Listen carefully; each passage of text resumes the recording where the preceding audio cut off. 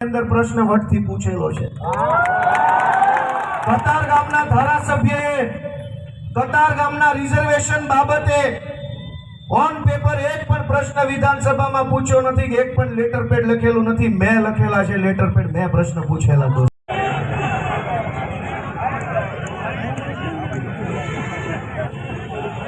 બધાય જોયું ભાઈ ડિસ્પ્લેમાં વાહે કઈ દેખાણો ન દેખાણો હોય તો ત્યાં વિડીયો જઈને જોઈ લેજો। અવાજ દબાવો ભાઈ, વધારો અવાજ દબાવો।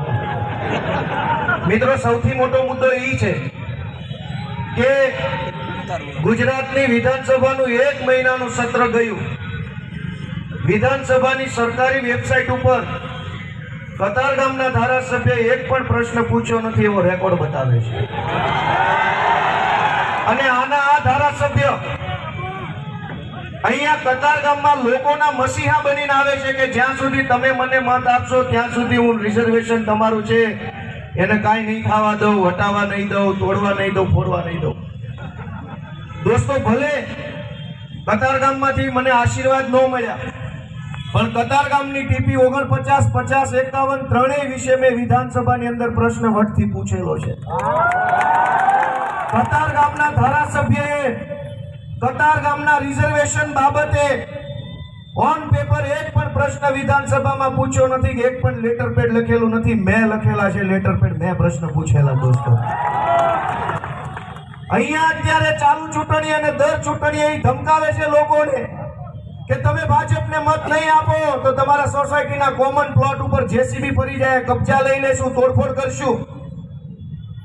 દોસ્તો હું તમને એક વિનંતી કરવા માટે આવ્યો છું કે 30 વર્ષથી બીકમાં આપણા મત લઈ જાય છે। દર ચૂંટણીએ નવી બીક લઈને આવે। મોટા વરાછામાં પાણીના મીટરની બીક બતાવે, અહીંયા ટીપીની બીક બતાવે, વરાછામાં બીજી બીક બતાવે। 30 વર્ષ થઈ ગયા બીક બતાવીને મત લે છે। એક વખત બીક તમે વિસાવદર વાળાની જેમ મૂકી દો ને પછી જોવો મજા આવી। અને આખો ટીપીનો ખેલ હું છે એ સમજો કે અનેક કોઈ પણ આપણે માનો કે મકાન બનતું હોય તો પહેલા એનો નકશો બને કે પહેલા મકાન બને? સુરત મહાનગરપાલિકામાં પહેલા મકાન બને છે ને પાછળથી નકશો બને છે। હજારો સોસાયટીઓ, બિલ્ડરો, ભાજપના નેતાઓ અને અધિકારીઓ ત્રણેય લોકો પૈસા ખાય, કરોડો રૂપિયાનો વહીવટ કરી પહેલા સોસાયટીઓ ઊભી કરી દે ચારો તરફ। સોસાયટી બની ગયા પછી પાછળથી ટીપીનો નકશો આવે એટલે તમારી બની બનાવેલી સોસાયટીની જગ્યા ઉપર નકશો હોય કે અમારા નકશામાં તો આ જગ્યા બતાવે છે, પણ પહેલા નકશો બનાવે પછી બિલ્ડરોને પરમિશન આપે તો આ પ્રશ્ન ન બને। મારી વાત સાચી કે ખોટી? બિલ્ડરો ભાજપના નેતાને પૈસા આપે, બિલ્ડરો અધિકારીને પૈસા આપે, નેતા અને અધિકારી પૈસા ખાઈને બદલાઈ જાય, અધિકારીની બદલી થઈ જાય, નિવૃત્ત થઈ જાય, નેતાની ટિકિટ કપાઈ જાય અથવા બીજી વાર ન જીતે, નેતા અને અધિકારી પૈસાવાળા થઈ જાય, બિલ્ડર પૈસાવાળા થઈ જાય, અને ત્રણેય મળી તમને સોસાયટી હોપતા જાય, જીવો ત્યાં સુધી દુઃખી થાજો। અને આ ખેલ માત્ર કતાર ગામમાં નહીં, આખા ગુજરાતની અંદર ટીપીના નામે આ ખેલ હાલે છે કે પહેલા બાંધકામ કરી લેવાનું મન ફાવે એવું, પછી પાછળથી ટીપી આવે। અત્યારે મોટા વરાછાથી ઉપર ઉમરા વેલંજાની અંદર સુડાના નામે આ ખેલ હાલે છે, કામરેજમાં ખેલ હાલે છે કે પહેલા જલ્દી જ ટીપી લાગુ ન કરે, બધા જ બિલ્ડરો ગ્રામ પંચાયતની ચીઠીઓ લઈને મન ફાવે એવું બાંધકામ કરી નાખે, પછી વાહેથી ટીપી આવે અને પછી સરકાર કે ભાઈ અમારે તો અહીં જમીન લેવાની નીકળે છે। સમયસર ટીપી લાગુ કરે અને કાયદામાં લખ્યું છે કે 1 વર્ષની અંદર ટીપી બહાર પાડીને પૂરી કરી દેવાય। કતાર ગામની ટીપી 49, 50, 51 2004માં બહાર પડી, હજુ 2026માં પૂરી નથી થઈ। હવે કેદી થાય? મિત્રો આ દર ચૂંટણી આપણને દબાવે છે અને એના કેટલાક મળતી આ લડાઈની આગેવાની લઈને નીકળે, ભારત માતા કે ચોરના પેટના છો તમે હાલી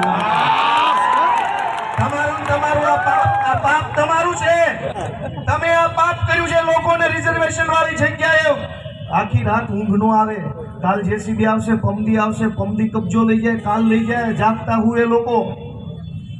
અને ઈનાઈ માણસો પટા ગાલી ગાલી નીકળે બિન રાજકી માલ ખાધો ત્યારે રાજકીય ખાધો બિન રાજકીય? દોસ્તો, હું તો તમને વિનંતી કરવા આવ્યો છું કે હું એકવાર હારી ગયો પણ હિંમત નો હાર્યો. બીજી વારે અમારા માણસો હારી જાય, કાંઈ વાંધો નહીં બાપા, પણ તમે કેટલાથી જાગતા હોશો? કેટલી પેઢીઓ જાગતા હોશો? ક્યારેક તો નિર્ણય કરો કે હવે જે થવું હોય થાય, મોરે મોરો ફટકાર દેવો નિર્ણય તો કરો. ક્યારેક તો નિર્ણય કરો. અમારા કોર્પોરેટરો 21માં હારી ગયા, 22માં હું હારી ગયો, 26માં કદાચ આ હારી જાય. તમે કેટલાથી જાગતા હોશો? આ ભાજપ વાળા દર ચૂંટણીએ બીવડાવે અને પાછી એમ કહે છે પાટીલને ને અહીંના ધારાસભ્યને ડખો પડ્યો છે એમાં અટવાનું. બેમાંથી એકેય કેટલું ભણેલા છે મને કયો? હાલો, મારાથી વધુ જે ભણેલો હોય ને મારે ડિબેટમાં બેહાડો કતારગામના ચોકમાં. બે ખોટા છે, બે ખોટા છે. બે ખોટું બોલીને આખા કતારગામને ઉજાગરા કરાવે છે મત માટે થઈ. કેમ કે આનું નિરાકરણ આવી જાય તો તમને દબાવવાના કેમ? દર ચૂંટણીએ રિઝર્વેશનનું જો નિરાકરણ આવે તો દર ચૂંટણીએ સોસાયટીના પ્રમુખોને, આગેવાનોને બધાને કેવી રીતે દબાવવાના? દર ચૂંટણીએ મત હેરવી શકાય, મુદ્દો લટકતો રાખી શકાય. એટલા માટે આને એક સરસ મજાનું હાથમાં આવી ગયું છે. આમાં અમારું તો કાંઈ નુકસાન નથી મારા વડીલો. અમે તો પહેલાય લડતા હતા ને પછી લડતા રહેવું. પણ તમે વિચારો ક્યાં સુધી આમના માલવા દેવું? તમે વિચારો કે કેટલાથી હાલશે. અને દોસ્તો, તમે એક વાત એ સમજો કે આ લોકો એવું કહેશે કે ભાઈ ગાંધીનગર જઈને મુખ્યમંત્રીને રજૂઆત કરી આ ટીપી બાબતે. ન્યા હું હાલે એ હું તમને ખરેખર કહી દઉં. અહીંયા જ્યારે ધારાસભ્ય આવે, આઈના હોય કે ગોંડલના હોય કે પછી ગમે ના હોય, દરેક ધારાસભ્યો પોતાના મત વિસ્તારમાં જઈને વિસ્તારના આગેવાનોને, લોકોને એવી રીતે કહે છે કે હું ગાંધીનગર ગયો અને મેં ખખડાવીને મુખ્યમંત્રીને કહી દીધું કે અમારે રિઝર્વેશન હટાવવું જ પડશે. પણ હું ખખડાવ્યું હોય? ડેલો મુખ્યમંત્રીના રૂમની બહાર ઉભા રહે, સાહેબ આવું, સાહેબ આવું, ખટખટ આવું, ખખડાવે આવું, બોલો કે નહીં ભાગાજી. પછી ખખડાવીને કે તો અમારું ટીપી વાળું છે સાહેબ દઈ જાઓ ને પ્લેજ, અને બારથી વયો જાય. પછી અહીંયા આવી કે ખખડાવીને કહી દીધું પણ બાવનું મુખ્યમંત્રી રૂમમાં કરવા નથી દેતા. કોઈની કાંઈ ઓકાત નથી. કેમ? કેમ કે રિઝર્વેશનનો મુદ્દો, ટીપીનો મુદ્દો સોસાયટીમાં જ કેમ? એકેય બિલ્ડરોને કેમ તકલીફ ન પડી ભાઈ? એકેયના ચાલુ પ્રોજેક્ટ ઉપર કેમ રિઝર્વેશન નો આવ્યું? તમારી સોસાયટીમાં જ રિઝર્વેશન કેમ? એક પણ બિલ્ડરના પ્રોજેક્ટમાં નહીં, ભાજપના નેતાઓના પેટ્રોલ પંપો પર નહીં, એમણે બનાવેલા કોમ્પ્લેક્સમાં નો આવ્યું. આ મેઇન રોડે અનેક કોમ્પ્લેક્સો ભાજપના લોકોએ બનાવ્યા છે, એની ઉપર રિઝર્વેશન નો આવ્યું. તમારી સોસાયટીના કોમન પ્લોટ ઉપર જ કેમ આવ્યું? કેમ કે દર ચૂંટણીએ મત દેવા મળશે. દર ચૂંટણીએ મત નહીં દો તો આમ થઈ જશે, તેમ થઈ જશે. એકવાર કઈ કેમ નથી દેતા? જે થવાનું એ થઈ જાય, આવી જાય, આમો પટકાઈ જવાનું થાય.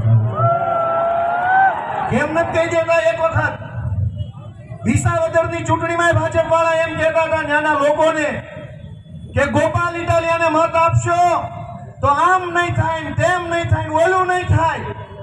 એ તો અમારા નાના ખેડૂતોએ કહી દીધું જે થવાની છે થાય, આવી જ જા તમતા દેવાના ગોપાલ.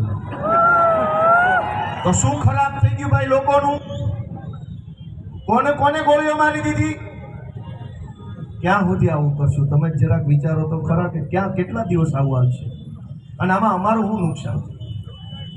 અમે તો એક વાર હારી ગયા, 2 વાર હારી ગયા, 3 વાર હારી ગયા, લડ્યા કરશું, બોલ્યા કરશું, અવાજ ઉઠાવ્યા કરશું.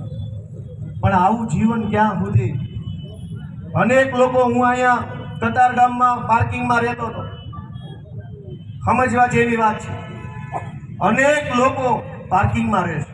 એક રૂમ હોય, નાનું એવું રસોડું હોય ને એક ટોયલેટ હોય, શેઠની ગાડી પડી હોય પાર્કિંગમાં, એટલે હાલવાની જગ્યા ઓછી હોય. સાહેબ, પાર્કિંગમાં જે માણસ રહેતા હોય, હું અલગ અલગ 3 સોસાયટીની પાર્કિંગમાં રહ્યો, જ્યાં રહેતો તેને બધાને ખબર છે, મારું નામ નથી બોલવું. પાર્કિંગમાં જે લોકો રહે છે, એક તો એ આખી સોસાયટી ફાઇલ વાળે, એનો માલિક છે એ ઉજાગરા કરે છે. એ પાર્કિંગમાં રહેનારા માણસની વેદના જુઓ કે હું પાર્કિંગમાં રહું છું, પણ મારે મારા છોકરાઓને ભણાવી ગણાવીને કંઈક એવું બનાવવાના છે ને કે આ પાર્કિંગમાંથી હવે હું છૂટું ને કંઈક ઘરના બંગલાવાળો થાવ. એ સપનું બધાનું છે, પણ ભણાવવા ક્યાં મૂકશે? ઘરની નજીકમાં એક સારી સરકારી શાળા નથી કે જ્યાં તમને તમારા છોકરા મૂકવાનું મન થાય કે જા બેટા ભણ્યા. માંડ મહેનત મજૂરી કરીને તમે જે કમાતા હોય એ અડધા પૈસા ફીમાં વહી જાય. છોકરા સહેજ મોટા થાય તો એને લખવા વાંચવું હોય. હું પાર્કિંગમાં રહેતો ને ત્યારે મને યાદ